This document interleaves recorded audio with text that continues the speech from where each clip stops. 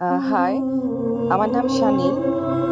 আজকে আমি আমার জীবনের একটা ছোট্ট রহস্যময় ঘটনা শেয়ার করব। এটা বেশ আগেকার কথা, লাইক 86-87 এর দিকের ঘটনা। অ্যাকচুয়ালি আমি জানি না যে এটা কতটা রহস্যময় বা এটার কোনো মিনিং আছে কিনা, বাট আমার মনে হলো যে এই গল্পটা আমি অনেকের কাছেই করেছি অ্যাকচুয়ালি। আমার বাবা আর্মি অফিসার ছিলেন। তো আমরা সেই সুবাদে বাংলাদেশের বিভিন্ন ক্যান্টনমেন্টে আমাদেরকে থাকতে হয়েছে পোস্টিং এ আব্বার সাথে সাথে। বাট 86 এর যে ঘটনাটা বলছি সেটা ওই সময় আমি ঢাকা ইউনিভার্সিটিতে পড়ি, আমার আব্বা চিটাগং এ পোস্টিং ছিলেন।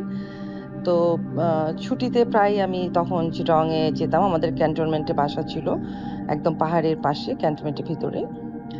তো তখন আমার ছোট ভাই বাংলাদেশ এয়ারফোর্সে যেহেতু আছে, সে তখন বিএমএ তে ট্রেনিং এ ছিল এবং ছুটিতে এসেছিল আমাদের বাসায়।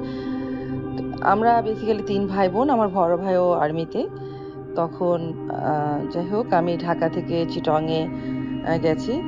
তো আমাদের বাসাটা একতলা একটা ক্যান্টনমেন্টে পাহাড়ের পাশে একটা বাসা ছিল। আমাদের 2টা কুকুর ছিল তখন, একটা অ্যালসেশিয়ান আর একটা ড্যাশন, ছোট 2টা কুকুর, একটা কুকুর একটা বড় কুকুর।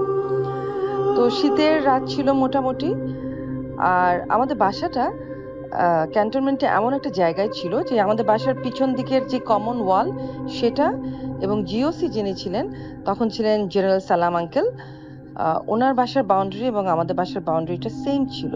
তো যেহেতু জিওসির বাসাটা আমাদের বাসার সাথে একদম লাগানো ছিল, তো ওনার বাসার সিকিউরিটির জন্য আমাদের পিছনটা পুরাটাই মোটামুটি রাতে দিনের মতো করে আলো হয়ে থাকতো আর কি। তো এক রাতের ঘটনা আমার মনে আছে। আমি জানি না তখন কত রাত, সত্যি কথা, আমরা সবাই রাতে ঘুমাচ্ছি। তো হঠাৎ করে আম, এক মানে আমার ঘুম ভেঙে গেল একটা অদ্ভুত আওয়াজে। মানে আওয়াজটা এরকম, আমি জানি না আপনারা ছোটবেলায় কেউ এরকম ট্রাই করেছেন কিনা। আপনি যদি কোনো একটা বাগানের নিচে, আম বাগান বা কোনো একটা নিচে যদি আপনি পাথর যদি নিচে থেকে উপরের দিকে ফেলেন, তাহলে ওই পাথরটা উপরে উঠে কিন্তু আবার আওয়াজ করতে করতে আবার মাটিতে পড়ে একটা ধূপ করে আওয়াজ হবে এরকম। সো অনেক রাতে আমি টাইমটা পরে খেয়াল করেছি, আমার মনে হলো যে কিছু একটা মানে মাথা আমি আমার মাথার পিছন দিকে, আমার বালিশ যেখানে আমি শুয়েছি তার পিছন দিকে একটা জানালা ছিল, অসংখ্য মনে হচ্ছে কেউ গাছে পাথর মারছে, সেটা নিচের থেকে উপরে, এবং সেই পাথরগুলি আবার উপর থেকে সরসর করে পাতার আওয়াজের সাথে সাথে আবার মাটিতে এসে পড়ছে। তো আমি একবার মাথা তুলে পিছন দিকে তাকালাম, কি মনে করে আমি কিছুই তখন বুঝছি না যে এত পাথর কোথা থেকে পড়ছে। এরকমের মধ্যেই আমি হঠাৎ করে খেয়াল করলাম যে আমার জানালার মধ্যে কেউ একজন একটা পুরো একটা মানুষের আকৃতির কিছু একটা দাঁড়িয়ে আছে যেটা, এবং সত্যি কথা বলতে আমি কিন্তু ওইখানে আমার হার্টবিট মিস করেছি যে এটা আমি কাকে দেখছি এরকম জানালার কাছে। বাট একটু খেয়াল করতে আমি দেখলাম যে অ্যাকচুয়ালি ওটা অশরীরের কিছু না, আমার আম্মা। কারণ আমার আম্মা আমার পাশের রুমে ছিল, সেও কিন্তু একই আওয়াজ শুনতে পাচ্ছে, এবং সে তার রুম থেকে এসে দেখার চেষ্টা করছে জানলা দিয়ে যে আওয়াজটা কোথা থেকে আসছে। তো আমি সাথে সাথে উঠে গেলাম আম্মার সাথে সাথে, আম্মাকে বললাম যে আম্মা এত আওয়াজ কিসের হচ্ছে। আম্মা বলল যে আমি ঠিক বুঝতে পারছি না, একটু চেক করি। তো আম্মা হেঁটে হেঁটে কিন্তু ডাইনিং রুমের দিকে চলে যায়। আমাদের ডাইনিং রুমের পাশে গেস্ট রুমটা ছিল, যেখানে আম্মা দেখে যে আমার ছোট ভাই, যে তখন এয়ারফোর্সের মানে বিএমএ তে ছিল, সে ঘুমাচ্ছে। আম্মা ওখান থেকেও আওয়াজ পাচ্ছে, এবং আম্মা বলল যে আমি মনে হলো যে আমার সাথে সাথে আওয়াজটা আম্মার দিকেই চলে যাচ্ছে। তো আম্মা ওখান থেকে হেঁটে হেঁটে ডাইনিং রুমে গেল, এবং আম্মা বলল আমি সেম আওয়াজটা ডাইনিং রুমের ওখানে পেলাম। কিন্তু অদ্ভুত একটা ব্যাপার, সেটা আম্মা বলল যে আম্মা বাইরে তাকায় দেখলো আমার 2টা কুকুরই বাইরে কিন্তু চুপচাপ বসে আছে, এবং তাদের মধ্যে কিন্তু কোনো অস্থিরতা নাই, কোনো কিছু নাই। কারণ আমরা যেটা জানি বা শুনেছি আগে যে এ ধরনের কোনো অস্বাভাবিক ঘটনা হলে কুকুররা বা ওরকম প্রাণীরা নাকি আগে থেকে টের পায়। কিন্তু আশ্চর্য হলেও সত্যি যে ওরা কিন্তু ওখানে চুপচাপ বসে আছে। ওদের মধ্যে কিন্তু কোনো বিকার বা অস্থিরতা দেখা যায় নাই যে এখানে আমরা দুজনেই এরকম কিছু শুনতে পাচ্ছি। তো আস্তে আস্তে আম্মা যখন ওখানে ছিল ডাইনিং রুমে, তখন আম্মা খেয়াল করলো যে আওয়াজটা আসলে বন্ধ হয়ে গেল। আম্মা তখন ওখান থেকে এসে হেঁটে হেঁটে এসে আমাকে বললো যে না, এরকম কিছু না, শুয়ে পড়ো। একটু পরে আমরা খেয়াল করলাম যে আজান দিল, এবং সাথে সাথে আমরা জাগা অবস্থাতে আজান দিল, এবং প্রত্যেকটা জিনিস আমাদের কাছে মনে হতে পারে স্বপ্ন, আমারও বা আম্মারও। কারণ পরে আমরা যেটা আইডেন্টিফাই করলাম যে এটা অ্যাকচুয়ালি স্বপ্ন নয়, কারণ আমাদের পাশে পাশে তখন থাকতেন কর্নেল শফি আঙ্কেল। উনি অ্যানেস্থেটিস্ট ছিলেন সিএমএইচ এর। উনি খুব ভোরে উঠে কোরআন শরীফ পড়তেন। তো দেখা গেল আজানটা হলো, একটু পরে আঙ্কেলের কোরআন শরীফ পড়ার শব্দ শোনা যাচ্ছে। একটু পরে মানে বাসাগুলো এত কাছাকাছি ছিল যে ওনার বাসায় যদি রাতে টেলিফোনের আওয়াজ হতো, রিং বাজতো, সেটাও আমাদের বাসা থেকে কিন্তু তখন শোনা যেত। এবং আমরা দেখলাম যে অত ভোরবেলা ওনার একটা ফোন আসলো, রিং আসলো, সেটাও আমরা কিন্তু আমাদের বাসা থেকে শুনলাম। মানে আমার আম্মার রুমটা যেহেতু ওনার পাশে ছিল, আম্মা শুনলো। তো একটা জিনিস এখানে বলে রাখি, আমার আম্মা কিন্তু বেসিক্যালি ওই দিক দিয়ে একটু ভীতু টাইপ, যে রাতে যদি একটু আওয়াজ হয়, যতই কিছু হয়ে যাক, আমি কিন্তু একটু উঠে দেখি যে আওয়াজটা কেন। কিন্তু আমার আম্মা কিন্তু কখন এটা করে, সে খুব ভয় পায় যে থাক যাওয়ার দরকার নেই। সে ভূত প্রেত ভয় পায়, হতে পারে চোর ডাকাত ভয় পায়, সে উঠে যাবে না। কিন্তু ওই দিন সে কিন্তু উঠে গেছে, এবং পরবর্তীতে যখন আমরা এটা নিয়ে ডিসকাস করেছি, আম্মা বলছে যে আম্মা যদি একবারও মনে করতো যে এটার মধ্যে অস্বাভাবিক কিছু ঘটনা আছে, আম্মা কিন্তু কোনোদিনও উঠে এটা চেক করতে যেত না। তো যাই হোক, পরের দিন সকালবেলা উঠেই আমরা সবচেয়ে আগে আমরা চেক করেছি যে আমাদের বাসার পিছন দিকে যে পাথর পড়ে আছে কিনা। কারণ এত পাথর পড়ার আওয়াজ, ডেফিনেটলি ওখানে তো অনেক পাথর পড়ে থাকারই কথা। আর সবচেয়ে বড় কথা হলো আমজাম কাঁঠালের সময়ও না যে অত রাতে কেউ পাথর মারবে। আর সবচেয়ে বড় কথা হলো পিছনে জিওসির বাসা ছিল, কারো তো সাহসী নাই, অসম্ভব আলোকিত জায়গা, এটা কেউ করবে না। তো সকালে উঠে আমরা ওখানে কোনো পাথর তো দেখি নাই, সত্যি কথাই। তারপরেও আমরা চেক ব্যাক করার জন্য আমরা পাশের বাসার আঙ্কেলকে বললাম যে আপনার বাসায় কি সকালে কোনো ফোন এসেছিল কিনা। উনি বলল হ্যাঁ, সে হসপিটাল থেকে একটা এমার্জেন্সি কল এসেছিল। তার মানে এটা প্রুফ করে যে সত্যি আমরা কোনো স্বপ্নও দেখছিলাম না। কিন্তু এখনো আমাদের কাছে এটা রহস্য যে আমার কুকুর দুইটা কিন্তু একদম শান্ত ছিল, অ্যাজ ইফ তারা কিছুই হয় নাই, কিছুই শুনতে পাচ্ছে না।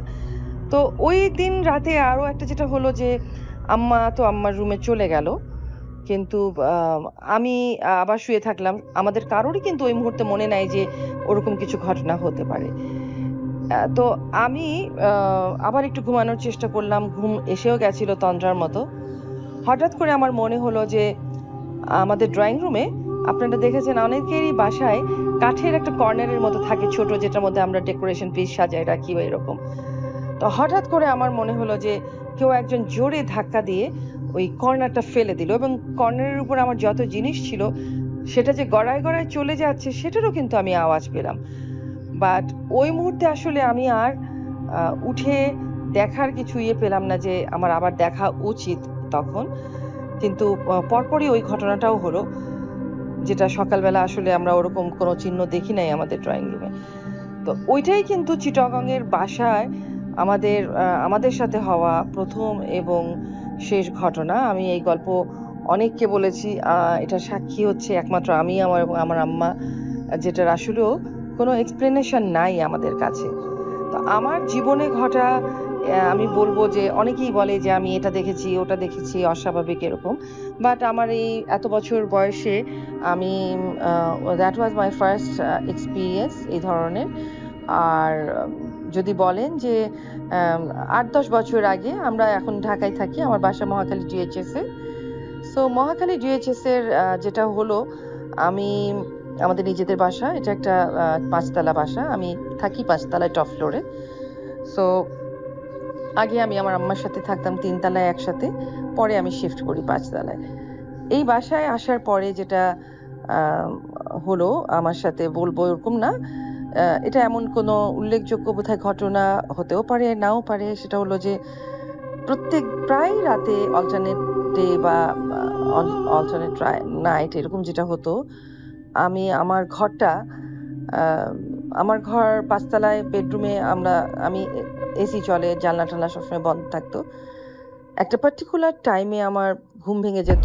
তীব্র একটা বাজে গন্ধ আমার ঘরে। মানে তখন আমার যে কুকুর আছে, তখন আমার একটা জার্মান স্পিটস কুকুর, ওটা আমার রুমে আমার সাথেই থাকতো। তো ১ম দিন যেটা আমি আইডেন্টিফাই করলাম যে আমার ঘরটা তীব্র একটা গন্ধে ভরে যাচ্ছে। তো আমি উঠে গেলাম। আমার মনে হলো যে নিশ্চয়ই আমার কুকুরটা ঘরে কোথাও পি করেছে। ডেফিনিটলি আমার বিছানায় অথবা কার্পেটে অথবা আমার পর্দায়। তো আমি উঠে আমার বেডরুম তন্ন করে খুঁজছি, পর্দা কোনোখানে কিন্তু সেই স্মেলটা নাই। কিন্তু আমার ঘর একটা তীব্র একটা বাজে গন্ধ। তো ১ম দিন যেটা হলো যে আমি কিন্তু ধরেই নিয়েছিলাম যে ডেফিনিটলি আমার কুকুর কোথাও পেশাব করে রেখেছে এবং ওটারই গন্ধ। সো সকাল হয়ে গেল। আমার যেটা মনে যে গন্ধটা যদি হয়েই থাকে তাহলে সকালেও আমি গন্ধটা পাবো। বাট সকালে আমি সেই গন্ধটার কোনোখানে খুঁজে পেলাম না। আমার বিছানায় না, পর্দায় না, কোনোখানে না। সো আমি এটাকে ইগনোর করলাম যে কি জানি, আমি জানি না। বাট এই জিনিসটা হতে থাকলো। কিছুদিন পরই আমার এই প্রচন্ড একটা গন্ধ, এবং এমন কোনোদিন হয় নাই যে আমার ঘুম ভেঙে যায় নাই। গন্ধটা এতই তীব্র এবং ইয়ে ছিল, এবং সেটা স্টে করতো লাইক 15 মিনিটস, 20 মিনিটস। এবং আমি পরের দিকে খেয়াল করলাম যে প্রতিবারই আমার ঘরটা যখন এরকম বাজে একটা স্মেল হতো, এবং যখন এটা আস্তে আস্তে লাইট হতো গন্ধটা, এবং তারপর ফজরের আজানটা দিত। তো আমি এটা আমার বাসার কাউকে বলি নাই, শুধু আমার মেয়ে জানতো। ও আরেকটা রুমে থাকতো। একদিন আমি ওকে ডাকলাম, রাতেই ডাকলাম যে দেখো তো তুমি আমার রুমে কোনো গন্ধ পাচ্ছ কিনা। ও বলল যে না আম্মু, আমি কোনোখানে এরকম কোনো স্মেল পাচ্ছি না। আমি ওকে কিছু বলি নাই, তা না হলে ও বাচ্চা মানুষ ভয় পাবে, ও চলে গেল। বাট জিনিসটা আমার ঘটতেই থাকলো কিছুদিন পর। তো তখন আমি যেটা করলাম যে আমাদের পরিচিত একজন আন্টি আছেন, ওনাকে আমি পুরো ব্যাপারটা বললাম। তো উনি তখন আমাকে বললেন যে ওনার নারিন্দায় একজন পরিচিত উনি আছেন, ওনাকে উনি বাসায় ডাকবেন। তো যাই হোক, আমি তখন ডাকলাম ওনাকে। সো উনি এসে উনি প্রায় বেশ কয়েকবার এসছে আমার বাসায়। এসে উনি আমার বাসার বিভিন্ন জায়গায় উনি আমাকে দোয়া পড়েছে, উনি কিছু তাবিজ করে গেছে। তো ইভেন আমি আমার আম্মা আমাকে, যখন আমি এটা অনেক পরে আম্মাকে শেয়ার করলাম, আমাকে বললো যে তুমি প্রত্যেকদিন রাতে আয়াতুল কুরসি পড়বা, ৩ বার পড়ে দোয়া টোয়া পড়ে শুবা। তো আমি তো পড়তামই তখন, প্লাস আমার ঘরের প্রত্যেকটা দরজায় আয়াতুল কুরসি আটকায় রাখলাম। আমার বালিশের পাশে আমি আয়াতুল কুরসিটা রেখে একটা ঘুমাতাম। কিন্তু এটা কিন্তু বন্ধ হয় নাই ওগুলি করার পরেও। এটা চলছিলই। শুধু ওই হুজুর আসার পরে উনি কি দোয়া পড়েছেন, উনি তাবিজ করেছেন, তারপরে কিন্তু আল্লাহর রহমতে আমি বলবো যে ৪-৫ বছর হলো আমি আর সেরকম কিছু ফেস করছি না আল্লাহর রহমতে। বাট আমার মনের মধ্যে এখনো একটা ভয় সবসময় থাকে যে হয়তো আমি আবার এরকম পাবো বা এরকম কিছু। তো জানি না এটার মধ্যে ভালো কি আছে, খারাপ কি আছে নাই। তবে প্রায় আমার মেয়ে একটা জিনিস বলতো যে আমার কুকুর, যে ওর নাম মাফি, বলে আম্মু ও মাঝে মাঝে প্রায় ঘরের মধ্যে একটা নির্দিষ্ট দিকে বা একটা আয়না আছে আমার মেয়ের রুমে বড়, বলে ও এক দৃষ্টিতে তাকায় থাকে। ও ঘন্টার পর ঘন্টা ওখানে এক দৃষ্টিতে তাকায় থাকে, ও ওখান থেকে চোখ সরায় না। সেটা ও খেয়াল করেছে প্রায়। আবার মাঝে মাঝে একদিন এরকম হলো যে কিছুতেই আমার কুকুরটা আমার ঘরে ঢুকবে না, ও ভীষণ চিৎকার করছে। বারে আমার রুমে, আমার বেডরুমে আমার ৪টা-৫টা ছবি অনেক বড় করে বাঁধানো আছে। সামহাউ ও আমার ওই ছবির দিকে তাকাচ্ছে এবং চিৎকার করছে, কিন্তু কিছুতেই ভিতরে ঢুকছে না। দরজার কাছ থেকেই ও আবার বের হয়ে যাচ্ছে। তো এরকম ছোটখাটো ঘটনা, যেমন বেশ এটাও বলবো আমি বছরখানেক আগে ঘটেছে আমার এই বাসায়, মহাখালী ডিএইচএস এর বাসায়, আমার স্পেশালি আমার বেডরুমে।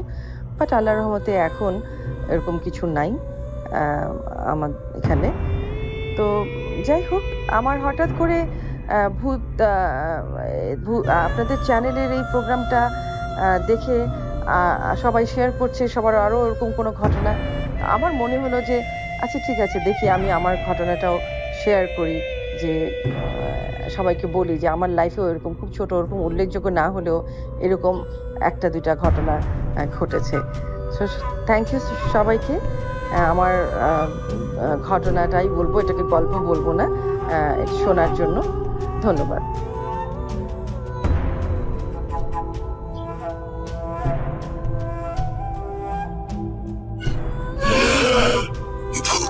Voot.com with Russell.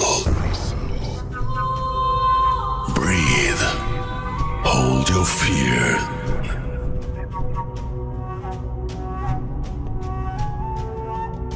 আসসালামু আলাইকুম। ভূত.com-এর সকল লিসেনারকে জানাচ্ছি আবারও শুভেচ্ছা।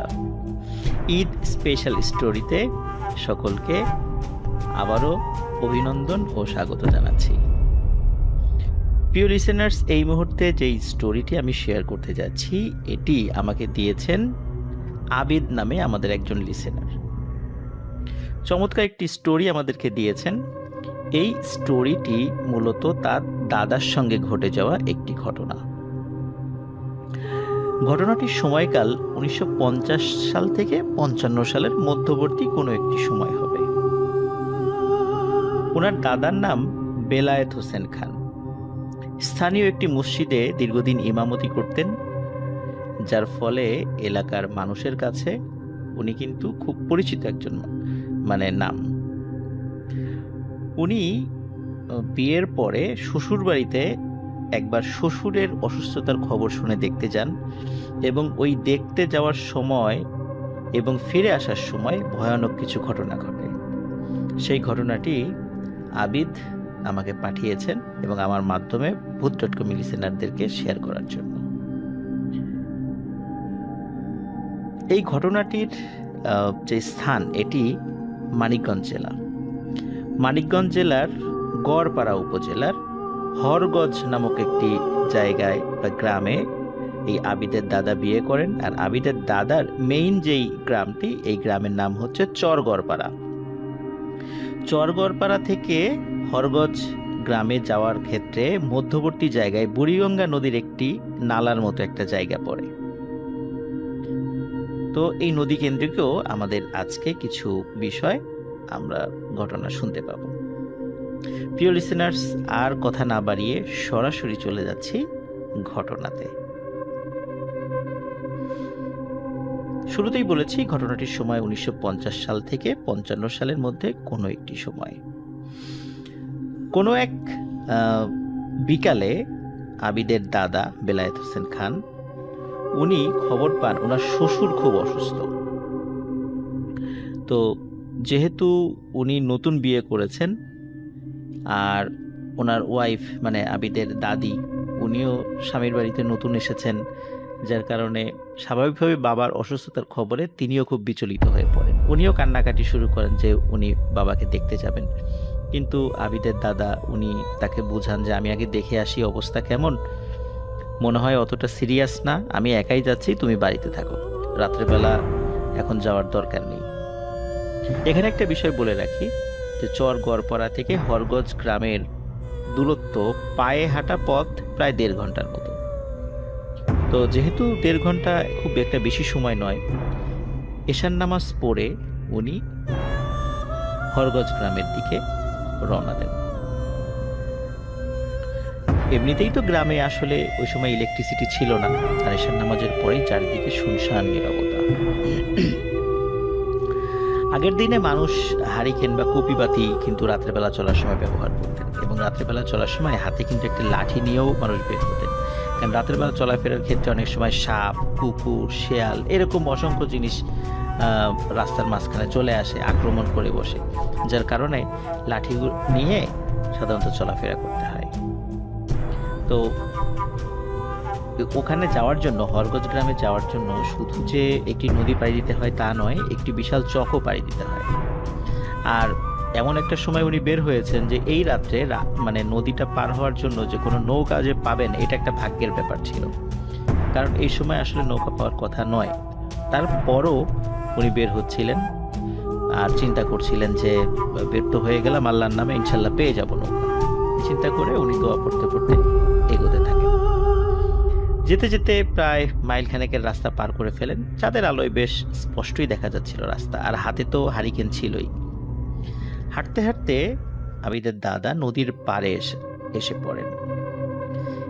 এসে কিন্তু যা দেখেন তাতে কিন্তু ওনার মাথায় আকাশ ভেঙে পড়ার মতো অবস্থা। তিনি দেখেন নদীর ঘাটে একটি নৌকাও নেই, এই পাশেও নেই ও পাশেও নেই। কিছুক্ষণ অপেক্ষা করার পর আবিদের দাদা চিন্তা করেন যে এখন আর যাওয়ার কোনো উপায় নেই, বাড়িতে ফিরে যাই। যখন বাড়িতে ফেরার জন্য উল্টো পথ ধরেছেন, মানে আবার চরগড়পাড়ার দিকে রওনা দিয়েছেন, হঠাৎ ওনার পেছনে পানিতে কলকল কলকল শব্দ মানে উনি শুনতে পান।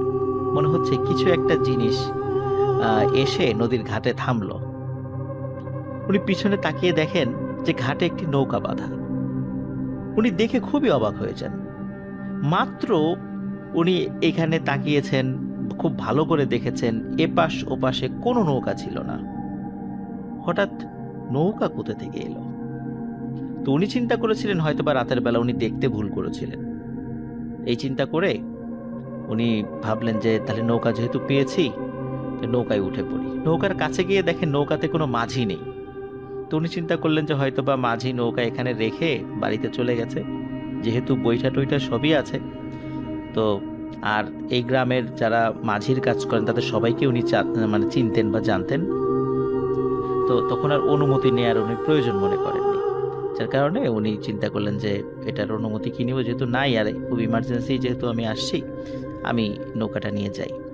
তো উনি নৌকাটি নিয়ে পার হওয়া শুরু করেন। খুব বেশি দূরত্বর মানে পথ না, খুবই সামান্য একটি পথ।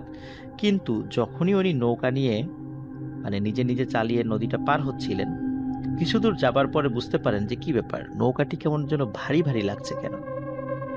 তো উনি ভারী ভারী হওয়ার কারণটা উনি এটা ফাইন্ড আউট করেন যে নৌকায় অনেক পানি উঠে গেছে। উনি চিন্তা করেন এতটুকু সময়ের মধ্যে নৌকায় এতখানি পানি উঠে গেল।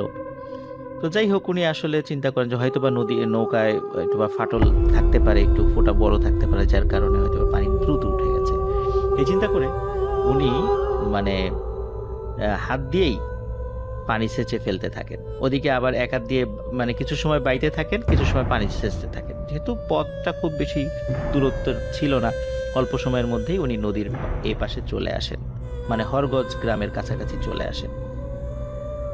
উনি আসার পর চিন্তা করেন যে নৌকা যদি নদীর মধ্যে থাকে তাহলে তো আস্তে আস্তে পানি উঠতে থাকবে, পরে আবার ডুবে যেতে পারে।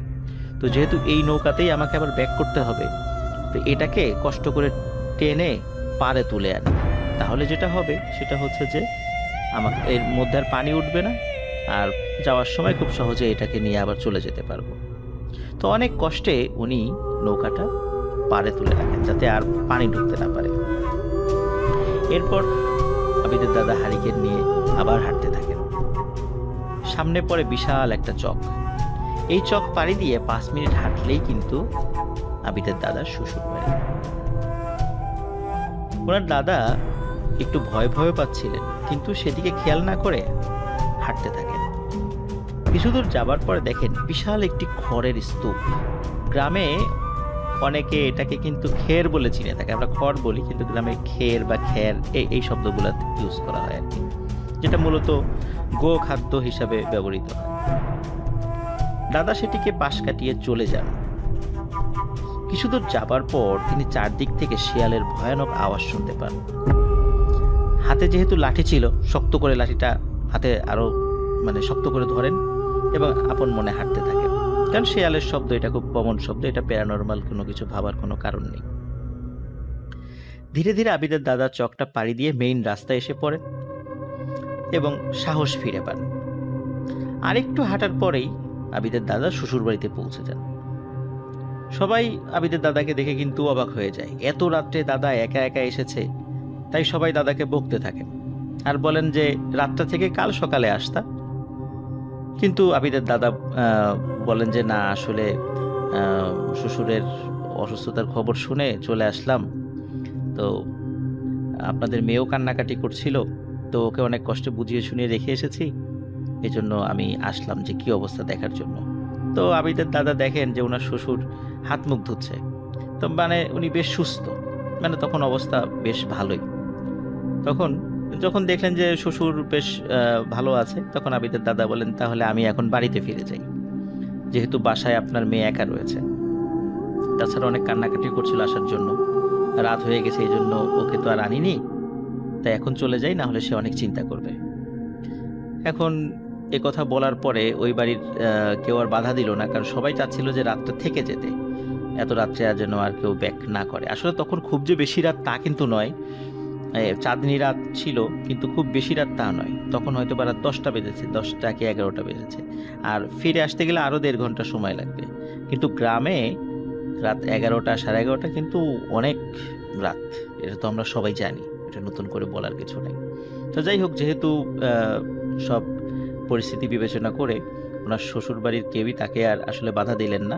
তবে তারা বললেন যে তোমার শ্যালককে সাথে নিয়ে যাও, ও সকালে ফিরে আসবে, একা একা রাত্রে যেও না।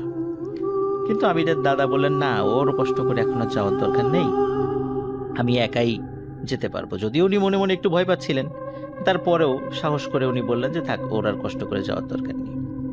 হারিকেন এদিকে তেল শেষ হয়ে গেছিল প্রায়, এই জন্য শ্বশুরবাড়ি থেকে হারিকেনে তেলও ভরে দিল। খাওয়া দাওয়া করে আবার রওনা হলেন উনি নিজ বাড়িতে। আর মূল ঘটনা কিন্তু শুরু হয় এই এখন থেকে। রাত কিন্তু তখন অনেক গভীর, চারদিক নিস্তব্ধ, কোথাও সারা শব্দ নেই। আবিদের দাদার কাছে মনে হচ্ছে যে তিনি ছাড়া মনে হয় পৃথিবীতে আর কেউই নেই, কোনো মানুষ নেই, এই পৃথিবীতে উনি একাই আছেন। কারণ চারদিকে এতটা শুনশান ছিল যে এরকম মনে হওয়াটাই তার জন্য স্বাভাবিক ছিল। মেইন রাস্তা পার করে দাদা হাঁটতে হাঁটতে আবারও সেই চকে চলে আসেন। কিছু দূর যাবার পর আবিদের দাদা দেখতে পান একটা বৃদ্ধ লোক ক্ষেতের মধ্যে মুগুর দিয়ে বড় বড় মাটি ভেঙে ছোট করছে। বয়স আনুমানিক 80 থেকে 90 বছর হবে। হারিকেনের আলোতে আবিদের দাদা স্পষ্ট দেখতে পান বৃদ্ধার গায়ে আসলে তেমন কোনো কাপড়ই নেই, শুধু একটি গামছা দিয়ে নিজেকে জড়িয়ে রেখেছে শরীরের নিচের অংশ। আসলে এটা দেখে ভয় পায় না উনি, কিন্তু বেশ অবাক হন এবং ভাবতে থাকেন যে এত রাতে এই বুড়ো মানুষ কোনো হারিকেন বা কোনো কুপি ছাড়া অন্ধকারে বসে বসে একা কিভাবে কাজ করছে। দাদা মনে মনে ভাবেন যে তাকে ডাকবেন, যেইভাবে সেই কাজ। দাদা বৃদ্ধকে ডেকে বলেন, কাকা, এত রাত্রে আপনি কিভাবে একা একা কাজ করছেন?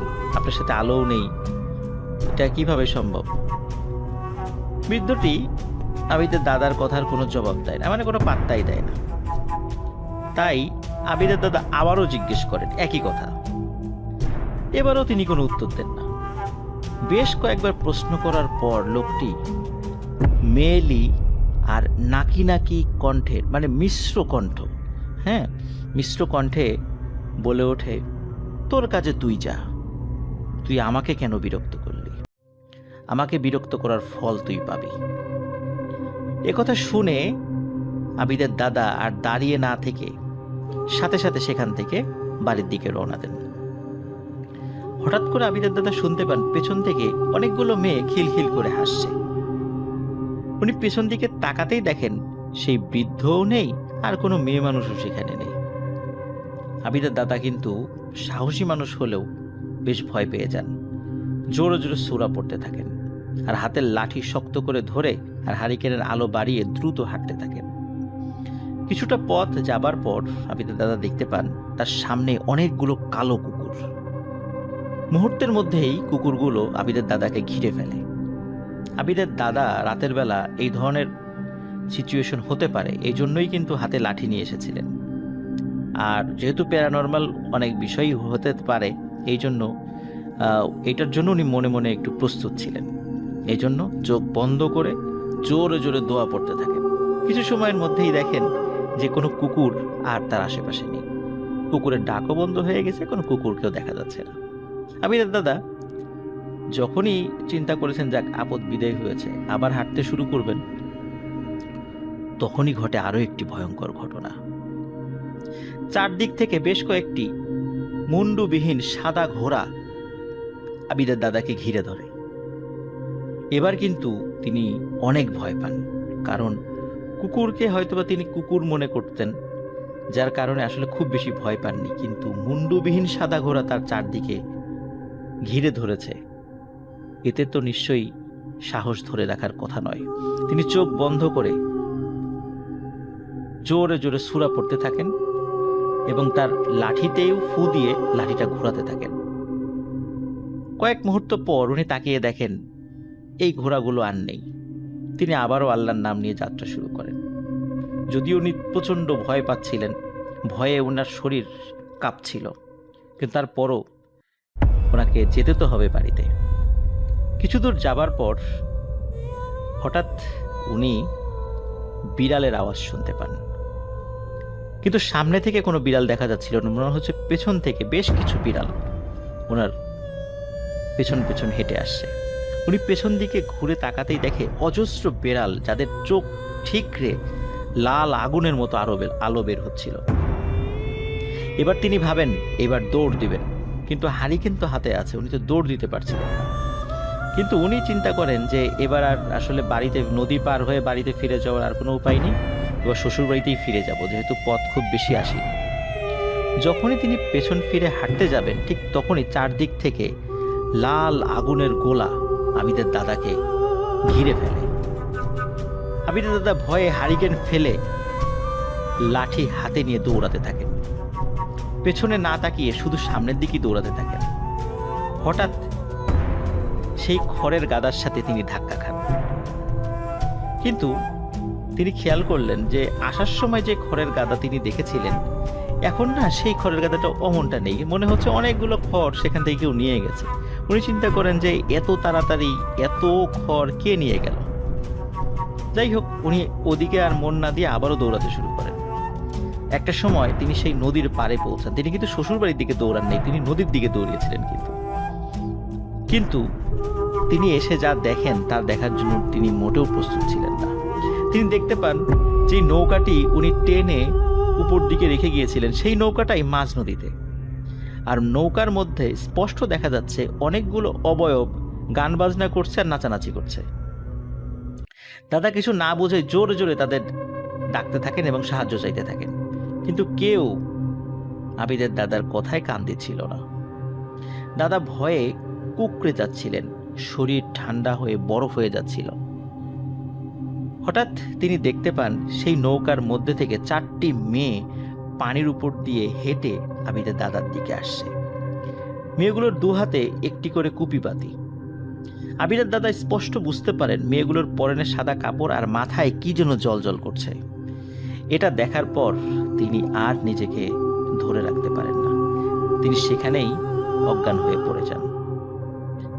ওনার যখন হুঁশ ফেরে তখন উনি চারদিকে তাকিয়ে দেখেন শুধু অন্ধকার আর অন্ধকার। তবে জ্যোৎস্না রাতের যতটুকু আলো দেখা যায় তাতে তিনি প্রথমে বুঝতে পারছিলেন না যে তার সাথে কি ঘটেছে এবং তিনি কোথায় আছেন, কিন্তু আস্তে আস্তে ওনার সব মনে পড়তে থাকে। আবিদের দাদা নিজেকে আবিষ্কার করেন একটি কবরস্থানের একটি কবরের উপরে। রাতের অন্ধকারেও বেশ বোঝা যাচ্ছে চারপাশে অনেকগুলো কবর। তিনি কিছু ভেবে উঠতে পারছিলেন না। একটু পর তিনি বুঝতে পারেন যে এটা তো সেই কবরস্থান যেটা আমার বাড়ি থেকে 1-1.5 মাইল পেছন দিকে। কিন্তু উনি কবরের উপরে এত রাত্রে শুয়ে আছেন, অজ্ঞান হয়েছিলেন। উনি প্রচন্ড ভয় পেয়ে যান এবং স্বাভাবিকভাবেই ভয় পাওয়ারই কথা, কিন্তু ওনার শরীরে প্রচন্ড ব্যথা অনুভূত হচ্ছে। তারপরে উনি আস্তে আস্তে উঠে চারদিকে দেখতে থাকেন এবং আবার হাঁটতে থাকেন কবরস্থান থেকে বের হয়ে, কারণ কবরস্থানটা তার পরিচিত ছিল। কিছুদূর যেতেই হঠাৎ উনি ফিল করেন যে ওনার নাম ধরে কে যেন ওনাকে ডাকছে। উনি পেছন দিকে তাকিয়ে দেখেন তাদের গ্রামেরই একটি ছেলে, নাম রুহুল আমিন। তাকে দেখে আবিদের দাদা ভেতরের জন্য প্রাণ ফিরে পায়। আবিদের দাদার এই অবস্থা দেখে রুহুল আমিন সবকিছু জানতে চায়, কিভাবে আপনি এখানে কিভাবে আসলেন, কি হয়েছিল। আবিদের দাদা হাঁটতে হাঁটতে সব কথা বলতে থাকে এবং যেহেতু ওনার সমস্ত শরীর ব্যথা হয়ে গিয়েছিল তিনি এক হাত দিয়ে রুহুল আমিনের হাত চেপে ধরে রেখেছিলেন। গল্প করতে করতে যখন বাড়ির কাছাকাছি চলে এসেছেন বা কিছুটা দূরে আছেন, হঠাৎ উনি ফিল করেন যে এই রুহুল আমিনের হাতটা বরফের মতো ঠান্ডা হয়ে যাচ্ছে। এরপরেও তিনি কিন্তু রুহুল আমিনকে কিছু জিজ্ঞেস করেন না, হাঁটতে থাকেন। কিছুটা পথ আগানোর সাথে সাথে হঠাৎ করে উনি কোনো কিছুর সাথে হোঁচট খেয়ে মাটিতে পড়ে যান। মাটিতে পড়ার সাথে সাথে উনি খেয়াল করেন যে রুহুল তো আসলে মাটির উপর দিয়ে হেঁটে যাচ্ছে না, সে তো শূন্যে ভেসে ভেসে চলে যাচ্ছে। এটা দেখে তিনি আবারও ভয় পান এবং এতটাই ভয় পান যে তিনি আবারও জ্ঞান হারিয়ে ফেলেন। জ্ঞান ফিরে নিজেকে আবিষ্কার করেন সেই নদীর পাড়ে, সেই নৌকার মধ্যে, যেই নৌকাটি যেটা দিয়ে তিনি পার হয়েছিলেন। কিন্তু উনি বারবার ভুলে যাচ্ছিলেন যে কি হচ্ছে ওনার সাথে, কেনই বা উনি একবার কবরস্থানে নিজেকে আবিষ্কার করলেন, পরবর্তীতে আবার সেন্সলেস হয়ে গেলেন, আবার এখন নৌকার উপরে নিজেকে আবিষ্কার করলেন, কি হচ্ছে ওনার সাথে। তবে আস্তে আস্তে ওনার সব কথাই মনে পড়ছিল। যেহেতু নৌকার উপরে, উনি নৌকাটা ধীরে ধীরে বাইতে শুরু করেন। এখানে একটা বিষয় বলে রাখা ভালো যে উনি যে কবরস্থানে নিজেকে আবিষ্কার করেছিলেন সেই কবরটা কিন্তু নদীর ওই পাশে, কবরস্থানটা। উনি কিন্তু নদী পার হননি, কিন্তু তারপরও নিজেকে ওই কবরস্থানে আবিষ্কার করেছিলেন। পরে আবার যখন সেন্সলেস হয়ে যান, দেখেন উনি আবার নদীর এই পাশে, মানে হরগজ গ্রামের এইদিকে। যাই হোক, তিনি নৌকা ধীরে ধীরে বাইতে শুরু করেন। এবার আর কোনো সমস্যা হয় না। নদীর ওই পাশে যখন পৌঁছে যান, তখন উনি ফিল করেন যে পেছন থেকে, মানে নদীর ওই পাশ থেকে, হরগজ গ্রামের দিক থেকে কে যেন তাকে ডাকছে। তাকিয়ে দেখেন সেই লোকটা, যেই লোকটা ওই যে ছোট্ট একটা গামছার মতো পরে একটু মুগুর দিয়ে বড় বড় মাটির ঢেলাগুলো ছোট করছিল।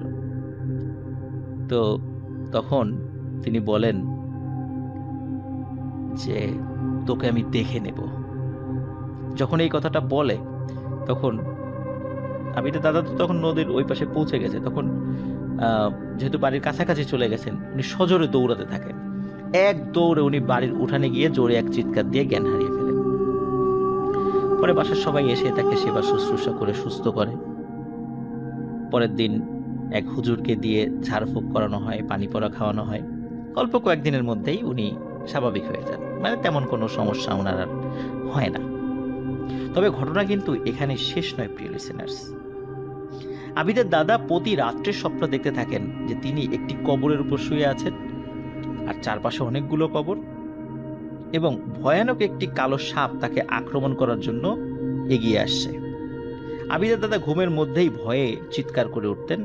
আশেপাশের লোকজন ঘুম ভেঙে যেত, তারাও এসে বলতেন কি হয়েছে। তখন তিনি বলতেন তিনি স্বপ্ন দেখেছেন, এবং এই স্বপ্নটা উনি কিন্তু প্রায়শই দেখতেন। পরে আবিদের দাদাকে একজন বড় কামেল হুজুরের কাছে নিয়ে যাওয়া হয়। তিনি বলেন যে ঠিক আছে, তোমার বিষয়টা তো শুনলাম, আমি আমার কাছে থাকা জিনদেরকে দিয়ে আমি সমস্যার সমাধানের চেষ্টা করব এবং কি হয়েছে সেটা আমি জানার চেষ্টা করব। তুমি কয়েকদিন পরে আসো। কয়েকদিন পরে আবিদের দাদা এবং তার বাড়ির কয়েকজন লোকজন মিলে সেই হুজুরের বাড়িতে যান, এবং সেই হুজুর আবিদের দাদাকে বলেন যে তুমি কি ওই রাত্রে কোনো একজন মানুষকে বিরক্ত করেছিলা, একজন কোনো প্রশ্নের উত্তর দিচ্ছিল না, তুমি বারবার তাকে প্রশ্ন করে ডিস্টার্ব করতেছিলা, এমন কোনো ঘটনা ঘটেছে? তখন আবিদের দাদা বলে হ্যাঁ, এরকম একজন মানুষকে আমি দেখেছি। আসলে কৌতূহলী হয়ে আমি প্রশ্ন করেছিলাম, রাতের অন্ধকারে এরকম একটা মুরব্বী মানুষ কাজ করছে, এই জন্য কৌতূহলী হয়ে আমি তাকে বারবার প্রশ্ন করছিলাম। তখন সেই হুজুর বলেন যে তুমি এই কাজটি ভালো করোনি। তুমি যখন দেখতে পাচ্ছিলা যে সে কোনো প্রশ্নের উত্তর দিচ্ছে না, তোমার উচিত ছিল সেখান থেকে চলে যাওয়া। কারণ হচ্ছে তুমি যাকে বারবার প্রশ্ন করে ডিস্টার্ব করেছো সে খুবই ভয়ানক একটি জিন, আর সে মায়াবিদ্যায় পারদর্শী, যার কারণে অসংখ্য মায়াবিদ্যার শৃঙ্খলে তোমাকে আবদ্ধ করে ফেলেছিল। সেই রাত্রে সে কালো জাদু করার জন্য মাটিতে কিছু তাবিজ পুঁতে দিচ্ছিল, কিন্তু তুমি তাকে বিরক্ত করায় সে তোমার উপর খুব রাগান্বিত হয়, তাই তোমার সাথে সে এত কিছু ঘটেছে বা করেছে তোমার সাথে। আর সেই কবর যেটার উপর তুমি পড়েছিলে আর বারবার স্বপ্নে দেখতে যে কবরটা, এই কবরের কিছু মাটি ওই খারাপ জিনটি নিয়ে এসেছিল এবং অন্য মাটির সাথে মিশ্রণ করে সে জাদু করছিল। এরপর সেই হুজুর আবিদের দাদাকে কিছু আমল দেন, 5 ওয়াক্ত নামাজ পড়া, কোরআন পড়া এগুলো শুরু করতে বলেন। এরপর থেকে আবিদের দাদার আর কোনো সমস্যা হয়নি। আবিদের দাদা পরে জানতে পারেন এইটা সেই লোকেরই কবর যার খেতে বসে সেই খারাপ জিনটা কালো জাদু করছিল। প্রিয় লিসেনার্স, আবিদের দাদা 2019 সালের 21 জানুয়ারি উনি মারা গিয়েছেন। খুব রিনাউন্ড একজন পার্সন, যেহেতু উনি ইমামতি করতেন, বেলায়েত হোসেন খান, চরগড়পাড়া গ্রামের। তো আবিদের দাদা মারা গেলেও আবিদের দাদি এখনো জীবিত আছেন। তিনিও এই ঘটনাটি খুব সুন্দর করে বলতে পারেন। অনেকেই তার কাছে এই গল্পটি শোনেন, তার নাতি নাতনিদের কাছে, পরিচিত অনেকের কাছে তিনি এই ঘটনাটি বর্ণনা করেন। তো আবিদ যেহেতু তার নাতি, তো সেভাবেই তিনি তার কাছ থেকে শুনে ঘটনাটি আমাকে শেয়ার করেছেন। আশা করি প্রিয় লিসেনার্স আপনাদের ঘটনাটি ভালো লেগেছে। সবাই ভালো থাকবেন, সুস্থ থাকবেন। আসসালামু আলাইকুম।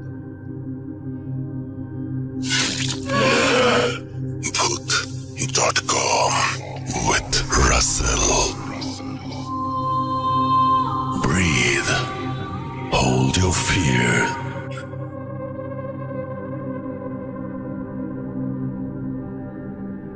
সবার প্রতি শুভেচ্ছা রইল। আমি রহমান, টরন্টো থেকে আবারও আপনাদের মাঝে চলে এলাম। আজকের যে ঘটনাটি আমি বলবো, এটা আমার ছোটবেলার ঘটনা। এটা কোরবানি ঈদের তখন ছুটি দিয়েছে স্কুল, আমরা তখন জুনিয়র স্কুলের ছাত্র। খুবই মজার খবর পেলাম। আম্মা বলল যে ছুটিতে সবাই মিলে নানা বাড়ি যাচ্ছি। তো এই মজাটা শেয়ার করার জন্য আমাদের যত কাজিন ছিল এবং সবাই মিলে আমরা ওখানে যাব বলে মনস্থির করেছি। আম্মা তাই বলল, আত্মীয় স্বজনের মধ্যে যারা যারা ইন্টারেস্টেড সবাই মিলে আমরা নানা বাড়ি যাব এবং কোরবানি ঈদ আমরা ওখানেই করব। নানা বাড়িতে কোরবানি ঈদ করার মজাটা একেবারে আলাদা। ওনার বাড়ি তখন, নানার বাড়িটা ছিল গ্রামে, এবং তখনও কিন্তু ওই গ্রামে কোনো ইলেকট্রিসিটি আসেনি। একেবারে গ্রাম বলতে যা বোঝায় তাই। আমি একটু বর্ণনা দিতে চাই আমার নানার বাড়ির। নানা তখন বিজনেস করতেন। ওনার তখন গোল্ডের বিজনেস ছিল, আর স্পাইসের বিজনেস ছিল, কাপড়েরও বিজনেস ছিল। তো ওনার যেই বাড়িতে ঢোকার আগে বিশাল একটা বাগান বাড়ির মতো, এবং ঢোকার মুখে না হলে অন্তত 20-30টা সুপারি গাছ, বিভিন্ন রকমের আম গাছ, জাম গাছ, এগুলো ভর্তি ছিল। মাঝখান দিয়ে পায়ে হাঁটা পথ, ওটা দিয়ে প্রথমে যেই বাড়িটা চোখে পড়বে নানার বাড়ির, সেটা হচ্ছে কাছারি ঘর। এবং তখনকার যে সোসাইটির যে গ্রামের যে পরিবেশ ছিল, বাইরের মেহমান তারা এই কাছারি ঘর পর্যন্ত যেতে পারত। মানে যারাই আসতো এই কাছারি ঘরের মধ্যে বসতো। ওখানে স্টুল রাখা আছে, তারপর চেয়ার্স রাখা আছে, তারপর দুপাশে দুটো ওই বড় খাট রাখা আছে। অনেক সময় যদি গেস্টও যেত ওখানে, রাত্রেবেলা থাকতে হতো, তারা ওখানেই থাকতো। আর ওটা ক্রস করে যাওয়ার পরে আরেকটা বেশ বড় উঠোন। উঠোনের এক পাশে আমার মনে আছে চাপা ফুলের গাছ, তারপর একটা টিউবওয়েলটা অনেক ডিপ টিউবওয়েল। ওটার পানি যে কি মজা ছিল খেতে, মানে বিশ্বাসই করা যায় না। অসম্ভব মজা, ঠান্ডা পানি, একেবারে এক গ্লাস পানি খেলে মনটা ভরে যেত। ওটার ওই টিউবওয়েলের সাথেই আবার আনারের গাছ ছিল, তারপর আতার গাছ ছিল, আর উঠোনের আরেক পাশে ছিল একটা বিশাল ধানের গোলা বলে এটাকে, মানে চাষিরা যখন ধান দিয়ে যেত তখন ওই মেপে ওখানে সব কিছু বড় বড় বেশ একটা ভাণ্ডের মতো ছিল। ওটা একটা গ্রামের একটা হিসাব ছিল। সেই হিসাব অনুযায়ী সেই ধানগুলো ওখানে ভরে ভরে রাখতো। এক একটা চাষিকে হয়তো বর্গা দিত। নানার অনেক জমি ছিল, ধানি জমি। তো চাষিরা এসে দিয়ে যেত, হিসাব করে ওখানে ভেতরে রেখে ওটা তালা মেরে দিত। বেশ বড় ধানের গোলা। তার ওই গোলার পেছনেই ছিল একটা গড়ের মতো। গড় মানে হচ্ছে ওখানে পানি জমে থাকতো, আর কিছু বাঁশ গাছের বেশ একটা ঝাড়। এই উঠোনের মাঝখানে ছিল একটা বড় আমড়া গাছ। আমরা মাঝে মধ্যে একেবারে পাকা টসটসে আমরা ওখান থেকে পেড়ে আমরা খেতাম, আমরা যখন নানা বাড়ি যেতাম। তারপরে ছিল মেইন বাড়িটা, এটা দোতলা। সিলিংটা ছিল, প্রথম তলার সিলিংটা ছিল কাঠের, বেশ ভারী কাঠের। এবং এই কাঠগুলোকে আমি পরে জেনেছি ওগুলো পুকুরে নাকি অনেকদিন ভিজিয়ে রাখতো।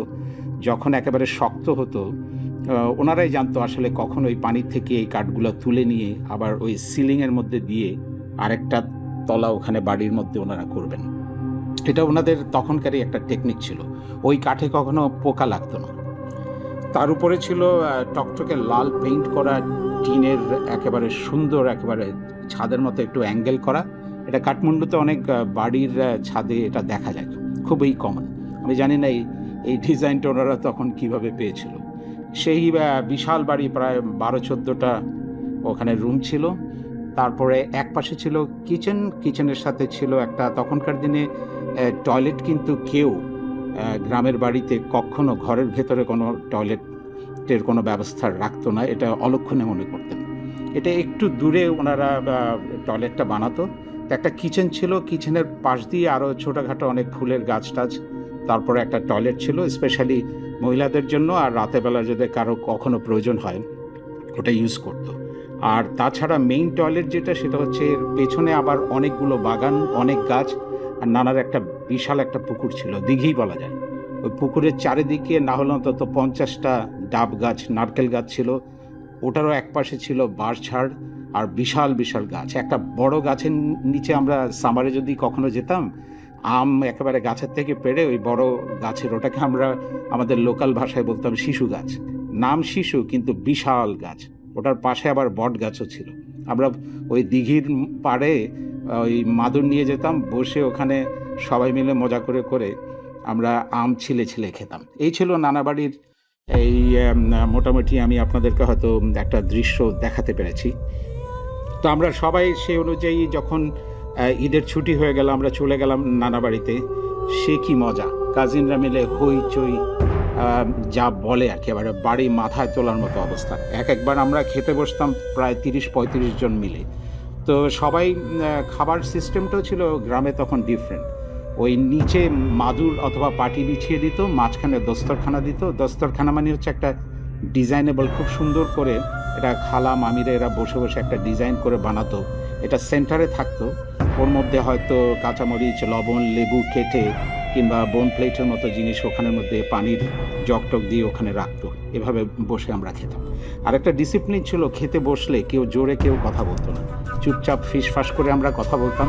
কারো কিছু লাগলে পাশের জনকে বলতাম, সে আবার নিয়ে আসতো। এই যে ম্যানার্সগুলো তখন আমরা ছোটবেলায় শিখেছি অটোমেটিকলি মুরব্বীদের কাছ থেকে। আমার সত্যি অবাক লাগে যে তখনকার দিনে যে একটা ডিসিপ্লিন আমি দেখেছি, এটা এখনো পর্যন্ত আমি প্রাউড ফিল করি আসলে।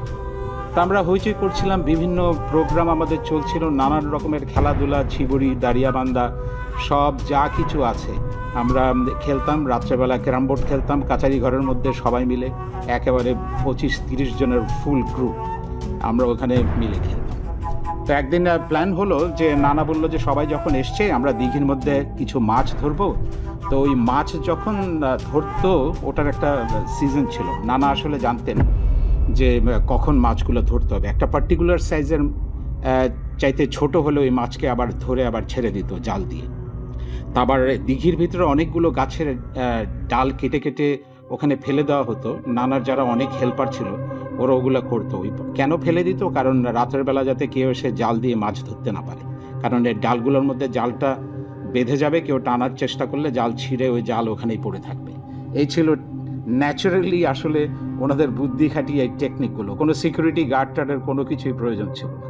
আর তেমন কোনো ওই গ্রামের এই ক্রাইম বলতে যা বোঝায় আসলে তেমন কিছুই ছিল না। তারপর অ্যাজ এ সেফটি কিন্তু আমার মনে আছে যে এসব করতো। তো নানা করলো কি, সমস্ত ওনার হেল্পারদেরকে বললো সকাল সকাল এসে সমস্ত কিছু, ওরা জানে আসলে কোথায় কোথায় ওরা গাছের ওই বড় বড় ডালগুলো দিয়েছে পানির মধ্যে, ওগুলো ক্লিন করার পর মামারা মিলে সবাই মিলে আমরা মাছ ধরবো, এবং একেবারে তাজা মাছ আর কি আমরা ওখান থেকে ধরে নিয়ে আসি। এদিকে খালা নানিরা যারা যারা আছেন ওখানে, মামি, সবাই মিলে মশলাপাতি একেবারে সব কিছুই ন্যাচারাল, এগুলো সমস্ত রেডি করার জন্য সব ব্যস্ত হয়ে গেল।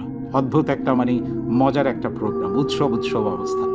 পরদিন সকালবেলা সবাই উঠে যা মতো কাজ, আমরা গেলাম পুকুরের মধ্যে। আমার ছোট মামার সাথে আমি লেগেছিলাম, মামা আমাকে একটা বড় একটা ঝাঁকির মতো দিয়েছিল, বলে যে আমি যতগুলো মাছ ধরবো তুই এখানে রাখবি।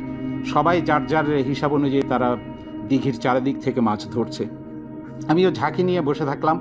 মামা 2-4টা করে মাছ ধরছে আর আমাকে দিচ্ছে, আমি রাখছি, আমি মাছেরগুলোর দিকে তাকাচ্ছি, ওগুলোর দিকে আবার ওসবের সাথে ওই ঝাঁকির মধ্যে আবার খেলাধুলাও করছি। অনেক মাছ আবার লাফ দিয়ে বেরিয়ে যাচ্ছে, ওগুলাকে ধরে আবার আমি ঝাঁকির মধ্যে রাখছি। আমি তাকিয়ে রয়েছি, আবার খেলাধুলা করছি মাছ নিয়ে। হঠাৎ করে আমি নাকের মধ্যে, দিঘির পাড়ে বসা গাছের নিচে নাকের মধ্যে একটা বিচ্ছিরি একটা গন্ধ পেলাম। আমি বললাম এই গন্ধ আসছে কোত্থেকে? পাশে তাকিয়ে দেখি একটা লোক, লুঙ্গি পরা, খালি গায়ে, উস্কো খুস্কো চুল, তার কেমন এলোমেলো তার দৃষ্টিভঙ্গি। সেদিকে আমার পাশে এসে দাঁড়ানো, আমার দিকে তাকিয়ে আছে আর মাছের দিকে তাকিয়ে আছে। তো আমি তো অবাক লাগলো। আমি লোকটাকে বললাম, এই আপনি গোসল টোসল করেন না? যান না, পুকুরে গিয়ে গোসল করে আসেন। আমার দিকে লোকটা তাকিয়ে বলল যে দে। আমি বললাম কি দেবো? বলে দে, একটা মাছ দে। আমি ছোট ছিলাম, কিন্তু আমার একটু খারাপ লাগলো, রাগও লাগলো। লোকটা আমাকে তুই তোকারি করে সম্বোধন করছে। আমি বললাম কেন আপনাকে মাছ দেবো? বলে দে বললাম, তাহলে অসুবিধা হবে। আমি বললাম আমি কিন্তু মামাকে ডাক দিচ্ছি, আরেকবার যদি এভাবে বলেন আমি মামাকে ডাক দিচ্ছি। বলে দিবি না? আচ্ছা ঠিক আছে দেখি। তখন আমি মামা বলে চিৎকার দিলাম। মামা তখন পানির ওখানের অর্ধেক উনি পানির মধ্যে ছিল, ওনার কোমর পর্যন্ত, জাল দিয়ে একটু ডিপের দিকে দিঘিতে উনি জাল থ্রো করছিল। তা আমি মামা মামা করে 2বার ডাকলাম। মামা খেয়াল করলো, বললো কি? আমি বললাম যে দেখো লোকটা, এটা বলতে আমি তাকিয়ে দেখলাম ওখানে কেউ নেই। বলে কি হয়েছে? আমি বললাম না, একটা লোক আমার থেকে এসে মাছ নিচ্ছে। বলে কই লোকটা? আমি জানি না, এদিক দিয়ে কোথায় যেন চলে গেছে। বলে আচ্ছা আচ্ছা, আরেকবার আসলে আমাকে বলিস। তো এই ছিল ঘটনা। আমরা মাছটা সব কিছু ধরে নিয়ে চলে আসলাম। আসার পর রান্না বান্না হলো, ক্ষেত থেকে ছোট ছোট আলু, তারপর একেবারে ওখানে টক পাতা বলে একটা জিনিস ওখানে গ্রো হতো ভেজিটেবলের, ওটা মাছের সাথে দিলে অসম্ভব ভালো লাগতো। তো এটা রান্না টান্না করে আমরা খেয়ে গেলাম। রাত্রেবেলা হঠাৎ করে, আমার কখনোই হয় না, আমার মনে হলো যে আমার একটু টয়লেটে যেতে হবে। তো কাউকে না পেয়ে আমার বড় মামিকে আমি ডেকে তুললাম, মামি আমি একটু টয়লেটে যাবো। মামি বললাম যে আচ্ছা ঠিক আছে। মামি দরজা খুলে দিল। হাতে ওনার হাতে হ্যারিকেন ছিল, কারণ তখন হ্যারিকেনই প্রত্যেক রুমে রুমে হ্যারিকেন থাকতো, মানে জ্বালিয়ে রাখা হতো অল্প করে। তা আমি টয়লেটের ওখানে গিয়ে, টয়লেটটা ছিল এমনভাবে যে কয়েকটা স্টেপ দিয়ে উপরে উঠে একটা টং ঘরের মতো, দরজা খুলে ঢুকতে হবে। ওখানে নিচে দিয়ে ওই এমনভাবে ডিজাইন করা সোয়ারেজগুলো, নিচে একটা ড্রামের মতো থাকে, ওদিক দিয়ে ওটা বেরিয়ে গিয়ে অন্যদিকে চলে যায়। ওখানে একটা বড় ডিপি এর মতো থাকে। আমি যখন ওই আবছা আলোতে ভিতরে গিয়ে জাস্ট বসার চেষ্টা করছি, নিচে তাকিয়ে দেখি সেই লোকটা মাছ চেয়েছিল আমার দিকে উপর দিকে হয়ে তাকিয়ে আছে। আমার তো চিৎকার, হইচই চিৎকার করে আমি বের হয়ে আসলাম। মামি বলল কি হলো কি হলো? বলে যে একটা লোক নিচে। লোক কোত্থেকে আসবে? সাথে সাথে মামির হইচইয়ের চোটে মামা উঠে এলো, আরও কয়েকজনের কি হলো। তা আমার এই ঘটনা যখন আমি বললাম, সবাই আমাকে বলছে আচ্ছা আচ্ছা তুই হয়তো ভুল দেখেছিস। আর সেই রাত্রে আমার প্রচণ্ড জ্বর আসলো। পরদিন সকালবেলা নানা ডাক্তার নিয়ে আসলো, ওষুধ দিল, কিছুটা একটু ভালো লেগেছে ওষুধ খেয়ে, কিন্তু কিছুতেই কিছু জ্বর ছাড়ছিল না। পরে নানার একটা পরিচিত ছিল, ওটাকে বৈদ্য বলতো। বৈদ্য মানে হচ্ছে এরা ঝাড়ফুঁকো করে, আবার অনেক ওষুধও দেয়। সেদিন রাত্রেবেলা এসার পর ওই বৈদ্যকে ডেকে আনলো। বৈদ্য আমাকে সামনে বসিয়ে আমার হাতে একটা কালো পাথর দিল, কিছু তেল ছিল, আমাকে বললো তুমি কি এখানে কিছু দেখতে পাও? আমি বললাম না তেমন কিছু। বলে ভালো দেখতে পাচ্ছি না, ভালো করে দেখো। তা আমি তাকিয়ে দেখলাম এক্স্যাক্টলি ওই টয়লেটের ওই টং ঘরের মতো। আমি একটা ছোট্ট ঘরের মতো দেখছি। বলে আচ্ছা বুঝতে পেরেছি। তখন ওই বৈদ্য নানাকে বললো যে আপনার পুরো এলাকাটা বন্ধ করতে হবে। তো সেই রাতে একেবারে ওই রাতের ভিতরে বিভিন্ন দোয়া দরুদ পরে তাবিজ দিয়ে ওই বাড়ির এলাকার চারিদিকে, নানার বাড়ি ওখানে বন্ধ করে রেখেছিল। পরদিন অবশ্য আমি ভালো হয়ে গেছিলাম। তো আজকের এই ঘটনাটা আমি একটু তাড়াহুড়ো করেই বললাম, কারণ এই ঘটনাটা আসলে অনেক বড়। তাও আপনাদের সাথে শেয়ার করতে পারে আমার অনেক ভালো লাগছে। সবাই ভালো থাকবেন, সবার প্রতি শুভেচ্ছা। আমি রহমান, টরন্টো থেকে। আবারও দেখা হবে কখনো। খোদা হাফেজ। Food.com with Russell. Breathe. Hold your fear. আসসালামু আলাইকুম। ভূত.com-এর সকল লিসেনারকে জানাচ্ছি পবিত্র ঈদ উল ফিতরের শুভেচ্ছা। ঈদ মোবারক। আশা করি সবাই ভালো আছেন, সুস্থ আছেন। প্রিয় লিসেনার্স, আপনারা অনেকেই কবরস্থান রিলেটেড ঘটনা শুনতে চান। এবারের ঈদ স্পেশাল এপিসোডে আপনাদের জন্য নিয়ে এসেছি কবরস্থান রিলেটেড একটি অদ্ভুত ঘটনা। আশা করি সবার ভালো লাগবে। ঘটনাটি যিনি দিয়েছেন তার নাম হচ্ছে ইব্রাহিম। তিনি নড়াইল জেলার শালনগর ইউনিয়নের বাসিন্দা। আর ইব্রাহিমের কাছ থেকে ঘটনাটি সংগ্রহ করেছে আলামিন। তো প্রিয় লিসেনার্স, আর কথা না বাড়িয়ে সরাসরি ঘটনাতে চলে যাই। ঘটনাটির সময় 1980 থেকে 90 সালের মধ্যে। ওই গ্রামে দুইজন প্রভাবশালী আপন দুই ভাই ছিলেন, যারা অনেক ভালো মানুষ ছিলেন। আল্লাহ তাদেরকে অনেক অর্থ সম্পত্তি দান করেছিলেন, যে অর্থ সম্পত্তি দিয়ে স্কুল, কলেজ, রাস্তাঘাট থেকে শুরু করে নিয়ে মানুষের অনেক উপকার করতেন।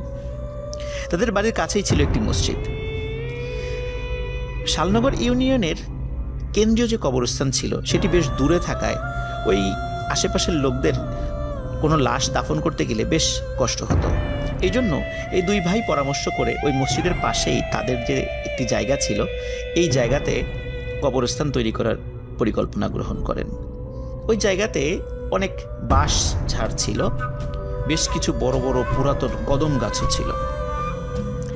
এই বাঁশগুলো গ্রামবাসীরা কেটে নিয়ে যায় একরকম ফ্রিতেই। আর কদম গাছগুলো রুহুল আমিন নামক একজন কাঠ ব্যবসায়ী কিনে নেন। এই জায়গায় কবরস্থানের পরিকল্পনা করার পরপরই দুই ভাইয়ের আম্মা স্বপ্ন দেখেন এই জায়গায় কেউ একজন বলছে যেন কবরস্থান না করা হয়। কিন্তু স্বপ্নের কথা যখন তার দুই ছেলেকে বলেন, তারা এই বিষয়টির গুরুত্ব দেয় না। এদিকে রুহুল আমিন কদম গাছ কাটার আগেই এক রাতে স্বপ্ন দেখে কেউ একজন বলছে, রুহুল, গাছ কাটিস না, তোর অনেক ক্ষতি হয়ে যাবে। কিন্তু রুহুল সেই স্বপ্নকে গুরুত্বও দেয় না। নিজেই গাছ কেটে অনেক পরিশ্রম করে নিজেই সেই গাছগুলো টুকরো টুকরো করে মিলে নিয়ে যায়। কবরস্থান প্রস্তুত হয়। বাইরে কবরস্থান লেখা সাইনবোর্ডে ঝুলিয়ে দেওয়া হয়। কয়েকদিন পর কালু নামে এক ব্যক্তির লাশ জানাজা শেষে রাতে দাফন করা হয়। পরদিন ভোর থেকেই শুরু হয় ঘটনা। পরদিন ভোরে ফজরের নামাজের পর কবরস্থানের পাশে সাদা কি যেন দেখা যায়। যারা ফজরের নামাজের পরে মসজিদে কিছুক্ষণ বসেছিলেন এবং সূর্যের আলো ফোটার পরে মসজিদ থেকে বের হয়েছেন, তাদের চোখেই প্রথমে এটি ধরা পড়ে। তারা এগিয়ে যায়। তারা দেখে গত রাতে কালুর যে কবরে কবর দেওয়া হয়েছিল সেই কবরটি খোঁড়া এবং কালুর লাশ কবরের বাইরে খুব সুন্দর করে রেখে দেওয়া হয়েছে। ওখানে উপস্থিত কিছু লোক বলেন যে এটি কে করতে পারে, হয়তো বা কোনো শিয়াল করতে পারে। কিন্তু তারা আবার নিজেরাই বলেন যে শিয়াল যদি এই লাশটি উপরে তোলে তাহলে তো লাশ, এই কাফন থেকে শুরু করে নিয়ে লাশের শরীরে কোনো ক্ষত চিহ্ন থাকার কথা। কিন্তু দেখে তো মনে হচ্ছে না যে কোনো শিয়াল এই লাশটি উপরে তুলেছে বা কবর খুঁড়েছে। মনে হচ্ছে কোনো মানুষ করেছে, হয়তো বা কোনো লাশ চোর করেছে, কোনো কারণে লাশটি চুরি করতে পারে না, এখানেই ফেলে রেখে চলে গেছে। আশেপাশে আরো কিছু মানুষ জড়ো হয়ে যায়। একই কবরে তাকে দাফন করা হয়, মানে কালু মিয়াকে আবার দাফন করা হয়। পরের দিন সকালে মুসল্লিরা দেখে একই ঘটনা। কালুর কবর খোঁড়া এবং কালুর লাশটি কবরের বাইরে রাখা রয়েছে। সবাই আসে, বিভিন্নভাবে সবাই বিশ্লেষণ করে কি হতে পারে, কিন্তু কারো মাথায় ধরে না যে কে এই কাজটি করতে পারে। লাশটি অক্ষত, লাশের শরীরে কোনো ক্ষত চিহ্ন নেই, কাফনের কাপড়ও ঠিক আছে, তাহলে কে এই কাজটি করতে পারে? যাই হোক, লাশটি আবার দাফন করা হয়। তৃতীয় দিন ফজরের পর মুসল্লিরা আবারও একই ঘটনার পুনরাবৃত্তি দেখতে পান। তারা দেখেন লাশটি কবরের বাইরে রাখা রয়েছে এবং কবরটি খোঁড়া। তখন রুহুল আমিন সেই জায়গায় আসে। আগে 2 দিন কিন্তু রুহুল আমিন আসেনি। তৃতীয় দিন রুহুল আমিন এসে সবাইকে বলে, যেহেতু বারবার এই কবরে একই ঘটনা ঘটছে, এই লাশটি অন্য কোথাও দাফন করতে। কিন্তু গ্রামবাসী রাজি হয় না। তারা বলে, কেন আমরা অন্য জায়গায় দাফন করতে যাব? আমরা এই সমস্যার সমাধানের চেষ্টা করব, লাশ কেন অন্য জায়গায় দাফন করব?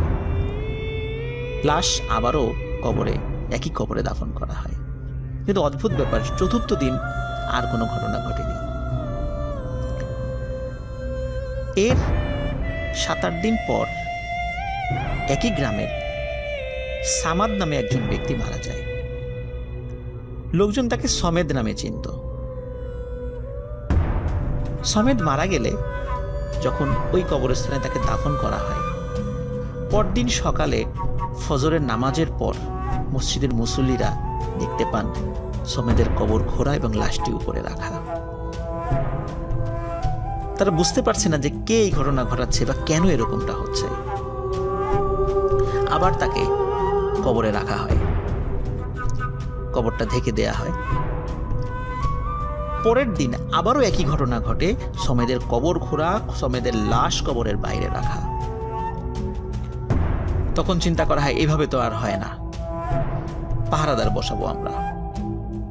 গ্রামের সেই দুই ভাইকে জানানো হলে তারা বলেন যে অবশ্যই তোমরা পাহারাদার বসাবা এবং পাহারাদারের যত খরচ লাগে সেটা আমরা দিব। এখানে বলে রাখা ভালো, ওই দুই ভাই গ্রামে খুব কম থাকতেন, তাদের ব্যবসায়িক প্রয়োজনে অধিকাংশ সময় তারা বিদেশে থাকতেন। তো পাহারাদার বসানো হয় 4 জন খুব সাহসী মানুষকে। দ্বিতীয় দিন যখন পাহারা বসানো হয়, তখন ফজরের নামাজের পর লোকজন দেখে কবরস্থানে যে পাহারাদাররা ছিল তারা সবাই ঘুমিয়ে আছে। তারা এমন ভাবে ঘুমিয়ে আছে তাদেরকে ডেকেই তোলা যাচ্ছে না। এবং আরো একটা অদ্ভুত ব্যাপার লক্ষ্য করে, সেটা হলো কবরস্থানের সেই সমেদের কবরটি খোঁড়া রয়েছে এবং সমেদের লাশ কবরের বাইরে রাখা। স্থানীয় লোকজন যখন ওই পাহারাদারকে জিজ্ঞেস করে তোমরা কি পাহারা দিলা যে এই ঘটনা ঘটল, তখন তারা বলে যে গভীর রাত্রে হঠাৎ এমন এক সুঘ্রাণ তাদের নাকে আসে, এরপর তাদের আর কিছু মনে নেই, তারা ঘুমিয়ে পড়ে। আর তারপর এই ঘটনা। তাদের এই কথায় গ্রামবাসী সন্তুষ্ট হতে পারে না। তারা তৃতীয় দিন অন্য 4 জনকে পাহারায় বসায়, কিন্তু তৃতীয় দিনই একই ঘটনা ঘটে। ওই নতুন 4 জন পাহারাদারকে ঘুমন্ত অবস্থায় পাওয়া যায় আর সমেদের লাশ কবরের বাইরে রাখা। তৃতীয় দিন আগের বারের মতো কালো মিয়ার ঘটনার মতো তৃতীয় দিন রুহুল আসে সেখানে, এসে বলে এই লাশকে এখানে আর দাফন করো না, অন্য জায়গায় দাফন করো। কিন্তু গ্রামবাসী তার কথা শোনে না, তাকে সেখানে দাফন করা হয়। চতুর্থ দিন আর কোনো ঘটনা ঘটে না। এরপর বেশ কিছু মাস পার হয়ে যায়, গ্রামে আর কেউ মারা যায়নি, যার কারণে সেখানে আর কোনো পাহারাও আর কেউ গ্রামবাসী বসানোর প্রয়োজনীয়তা বোধ করেনি। এর মধ্যে রুহুল আমিন কিন্তু বিয়ে করে, তিনি অবিবাহিত ছিলেন। এক রাতে তার স্ত্রী দেখে ঘরের দরজা বন্ধ, কিন্তু রুহুল আমিন ঘরে নেই। তিনি হারিকেনের বাতির আলোটা একটু বাড়িয়ে দিয়ে ঘরের মধ্যেই খুঁজতে থাকেন, কারণ গরমের কারণে হয়তোবা বিছানা থেকে তিনি নিচে ফ্লোরে ঘুমিয়েছেন, কিন্তু ঘরে তাকে পাওয়া যায় না। এদিকে ঘরের দরজাও বন্ধ, তাহলে রুহুল আমিন কোথায় গেল? তার স্ত্রী ঘরের দরজা খুলে যখনই বারান্দায় গিয়েছেন, তখনই দেখেন রুহুল আমিন অচেতন অবস্থায় ঘরের বারান্দায় পড়ে আছেন এবং তার সারা শরীরে ধুলো বালি মাটি মাখানো। তার স্ত্রী স্বামীর এরকম অবস্থা দেখে জোরে এক চিৎকার দিয়ে ওঠেন। তার চিৎকারে রুহুল আমিনের জ্ঞান ফিরে আসে। জ্ঞান ফিরে তার স্ত্রীকে থামতে বলে চিৎকার করো না। স্ত্রী তাকে জিজ্ঞাসা করে কিভাবে দরজা বন্ধ থাকার পরও তুমি বাইরে গেলে? রুহুল আমিন বলে আমি গোসল করে আসি, সব ঘটনা খুলে বলছি। গোসল শেষে তার স্ত্রী রুহুলের গায়ে সরিষার তেল মেখে দিচ্ছিল। সরিষার তেল মাখতে মাখতে হঠাৎ রুহুলের স্ত্রী খেয়াল করে রুহুলের শরীরে, বিশেষ করে পিঠের উপর 3টি মোটা কালো দাগ। 2টি দাগ বেশ পুরনো মনে হচ্ছে, আর একটি দাগ মনে হচ্ছে মাত্রই দেয়া হয়েছে। ঠিক এমন দাগ লোহার শিক পরিয়ে যদি কারো শরীরে ছেঁকা দেওয়া হয়, ঠিক তেমন দাগ। তার স্ত্রী রুহুলকে জিজ্ঞাসা করে যে তোমার পিঠে এই 3টা দাগ কিভাবে আসলো? রুহুল এই বিষয়ে কিছুই বলতে পারে না, কিন্তু অদ্ভুত কিছু ঘটনা তার স্ত্রীকে বলে এবং বলে এই ঘটনা কাউকে বলো না, স্ত্রী প্রতিশ্রুতি দেয় কাউকে বলবে না। তখন রুহুল বলে, কালু মিয়ার যখন লাশটা দাফন করা হয় ওই রাতে অদ্ভুত এক সুঘ্রাণ রুহুলের নাকে আসে এবং কেউ তাকে বলে, রুহুল ওঠো, কাজ করতে হবে। রুহুল এতটুকু টের পায় যে সে কোথাও হেঁটে যাচ্ছে, কিন্তু তার শরীরের উপর তার নিজের কোনো নিয়ন্ত্রণ ছিল না। ওই কবরস্থানে রুহুল যায়। কেউ একজন বলে, রুহুল কাজ শুরু করো। রুহুল কবর খুঁড়তে শুরু করে। তারপর কেউ একজন কবর থেকে লাশটিকে উপরে রেখে দিতে বলে। এরপর আর রুহুলের কিছু মনে নেই। এইভাবে প্রথম দিন, দ্বিতীয় দিন, তৃতীয় দিন একই ঘটনা সামাদ মিয়ার বেলায়ও ঘটেছে। আর এই রাতে, যেই রাতে তার স্ত্রী তাকে আবিষ্কার করে বারান্দায়, ওই রাতে একজন মহিলার লাশ ওই কবরস্থানে দাফন করা হয়েছিল।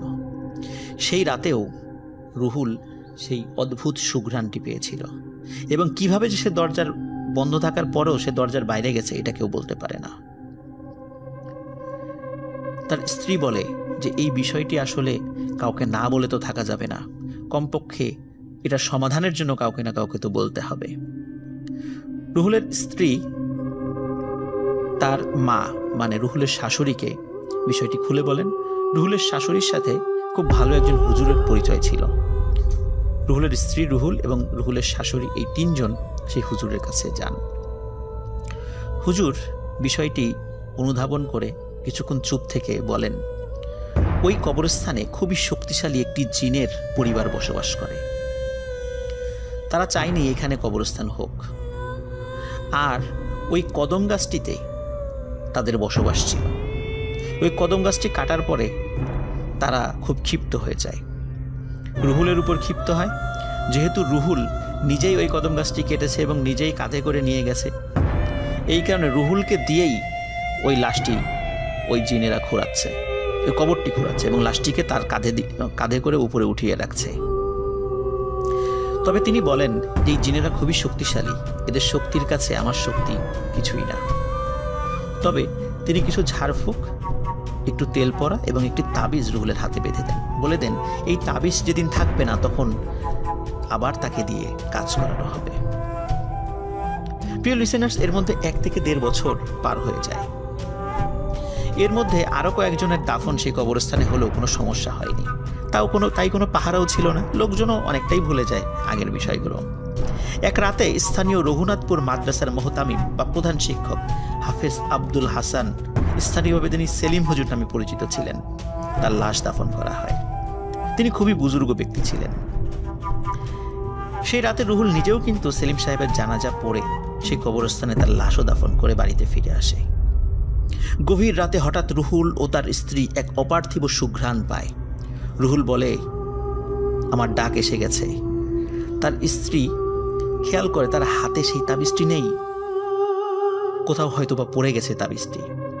তার স্ত্রী তাকে বাধা দিতে চেষ্টা করলেও পারে না, কারণ তার স্ত্রী লক্ষ্য করে যে তার নিজের উপর তার কোনো নিয়ন্ত্রণ নেই। আর রুহুল আগে থেকেই তো এই ঘটনা, যখনই সেই সুঘ্রাণটা পেত তার নিজের উপর নিয়ন্ত্রণ থাকতো না। সেই রাতে রুহুল আধো ঘুম আধো জাগ্রত অবস্থায় চলে যায় সেখানে। কেউ একজন আবার তাকে বলে, রুহুল কাজ শুরু করো। রুহুল কবর খোঁড়া শুরু করে। খোঁড়া শেষে যখনই লাশটি উঁচু করেছে তখনই রুহুল তার হাতে প্রচন্ড চাপ অনুভব করে। রুহুল দেখে সেলিম সাহেবের যেই লাশটি উঁচু করেছে এই লাশটি এক হাত দিয়ে রুহুলের হাত চেপে ধরেছে এবং এত জোরে চেপে ধরেছে রুহুল কোনোভাবে সেই হাতটি ছাড়িয়ে নিতে পারছে না। এরপর রুহুলের আর কিছু মনে নেই। ফজরের নামাজের পর মানুষজন দেখে হাফেজ সাহেবের কবর খোঁড়া, কিন্তু কবরের উপর একটা মাথা দেখা যায় এবং দুপাশে দুটো হাত ছড়িয়ে থাকা দেখা যাচ্ছে। লোকজন গিয়ে দেখে কবরের মধ্যে অনেকটা দাঁড়ানো অবস্থায় রুহুল অজ্ঞান হয়ে পড়ে আছে। কবরের ভেতর হাফেজ সাহেবের লাশ সুন্দর করেই আছে, কোনো এলোমেলো অবস্থায় নেই। লোকজন রুহুলের জ্ঞান ফেরায়, সবাই খুবই ক্ষিপ্ত হয় তার উপর। তাকে লাশ চোট থেকে শুরু করে নিয়ে বিভিন্ন অপবাদ দিতে থাকে।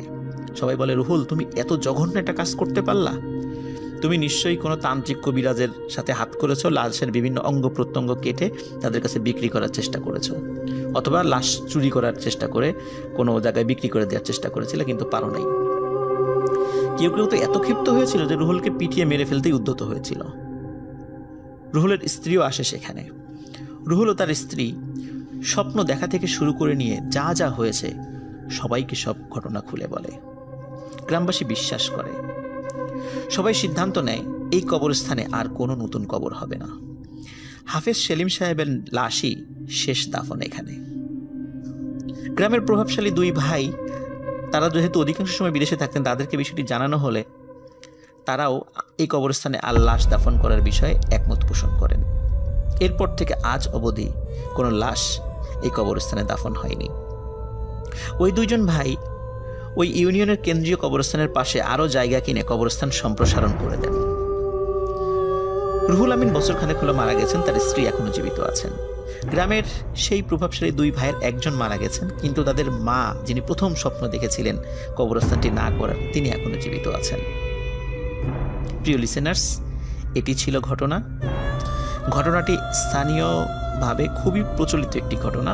আপনারা কেউ নড়াইল জেলার শালনগর ইউনিয়নে গেলে এই ঘটনাটির সত্যতা পাবেন। সবাই ভালো থাকবেন, সুস্থ থাকবেন। আসসালামু আলাইকুম।